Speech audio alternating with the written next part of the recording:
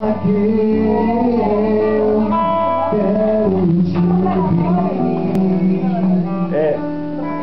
O mais alto que eu puder.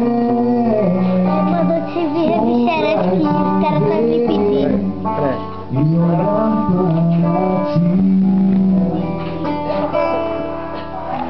e chamar sua atenção para mim. Eu preciso de ti, Senhor. Eu preciso de ti, meu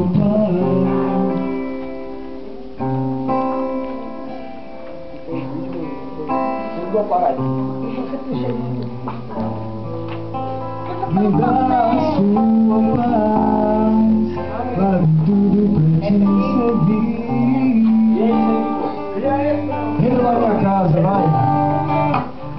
Entra na minha casa, entra na minha vida, mexe com minha cintura, sara todas as feridas, me ensina a ter santidade.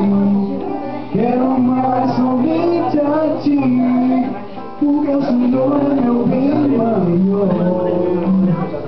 Faz um milagre em mim.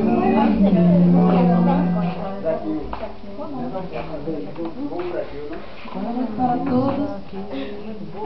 Estamos mais uma vez também juntos para comemorarmos mais um ano da vida do nosso irmão Rafael e também agradecemos o meu também. Aproveitar.